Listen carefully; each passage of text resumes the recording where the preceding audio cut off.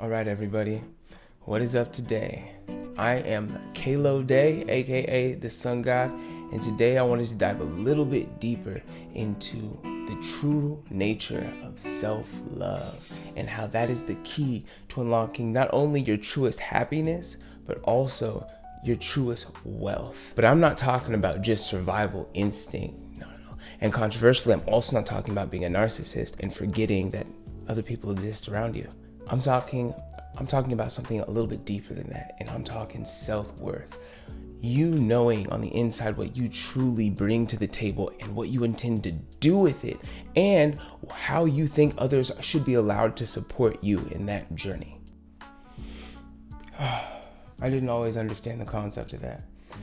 I come from a family that suffered from a lot of anxiety and a lot of depression, and I myself have had plenty of really high ups and really low lows, and the most detrimental and life-changing one, it's also the most recent, was just a couple of years ago, and it was probably a mixture of a couple of things. The girl I was seeing told me that she just didn't want to talk to me anymore. COVID hit, so I was locked in a room, and my group was starting to fall apart. And then my brother died, and I was just, you could probably imagine some of the things that I was thinking that were running through my mind. And I hit a really, really dark point. I mean, I got to the point to where I couldn't stand up. I was just sitting around, just sad, feeling bad for myself. I got locked in this chain of thoughts that made my life feel bad. It made me hate my life. It made me hate myself.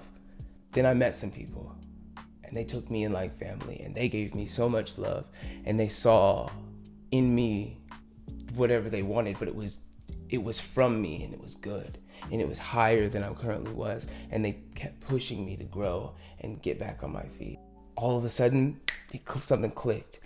I was taking care of myself again, started working out, stretching regularly, doing food prep, spending hours working on my projects and my music and things. All of a sudden, I was feeling like I was doing things for me and they were paying off for me. I was doing things for the world. I was giving energy out and putting energy into myself, and it was paying off. And it all started from me turning inward and starting to love myself for me. Now, I'm not saying that I returned to my immortal sun god form and swam off for hours in nirvana. I still wake up in the morning and I'm just like in tears from dreams and things in my past, things that I have to deal with for myself. We're all human. Everybody's going through it. But the most important thing is now I'm learning to treat myself with love and kindness, something that I felt like I knew so long ago and I just stopped or got halted from doing for some reason down my path. Because here's the truth. You can't love somebody else until you love yourself. You can't pour something out of an empty cup. I mean, let's think about it. When you feel good, you're doing all this stuff and your relationships are good and everything just seems to be on cue. Likely something else or someone else had a role to play in that. Something promoted you, something built you up, something went out of the way to give you love. And the way that you can experience those good times is to turn around and do that for yourself. Put that love back into the pot like a pendulum clock.